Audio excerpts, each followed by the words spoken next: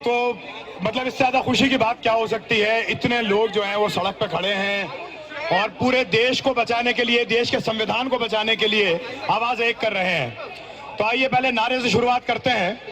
आवाज दो, आवाज दो,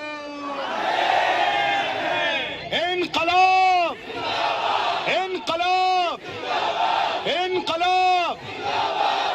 क्या बात है, डर गए हैं ये लोग। इन लोगों की हालत खराब है आप लोगों के नारों से। ये देखिए हर दूसरे दिन अपनी स्टेटमेंट बदल रहे हैं। इनको इतना डर लगा है कि कल बोले कि स्टूडेंट इसमें है नहीं, वो लोग समझ गए, वो हमारे साथ आ गए हैं, यंग लोग हमारे साथ आ गए हैं, पार्टी वाले कर रहे हैं। मैं पूछ रहा हूं साहब, कौन सी पार्टी का झंडा दिख रहा है आपको? हम हिंदुस्तान का झंडा लेके घूम रहे हैं।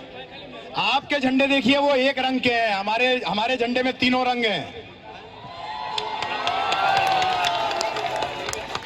हम एकता की बात कर रहे हैं, आप गोली मारने की बात कर रहे हैं। हम अमन की बात करते हैं।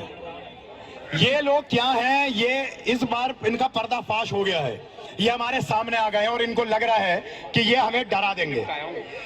जैसा अभी फाद ने भी बोला, ये पूरा का पूरा प्रोटेस्ट जो है ये औरतें लीड कर रही हैं। इसकी सबसे बड़ी खूबसूरती ही है,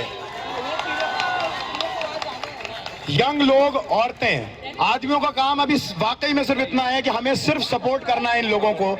इन लोगों को चेहरा नहीं मिल पा रहा है, ये घबराए हुए हैं। इन लोगों को उम्मीद नहीं थी कि औरतें जो हैं वो सड़क पे आएंगी और इस तरह से इनके मुंह पे इनको चैलेंज कर देंगी।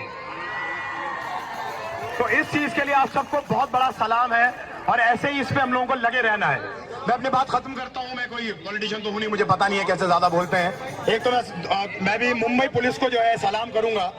मुंबई पुलिस जिस तरह से लोगों की मदद कर रही है, हमारे जो बेसिक डेमोक्रेटिक राइट है, जो हमें संविधान ने हक दिया है प्रोटेस्ट करने का, जो कि अब सिर्फ एकलौता रास्ता बचा है, उस रास्ते पे हम लोग कायम रहेंगे। और मैं एक नज्म पढ़ देता हूं राज साहब की आप लोगों के सामने।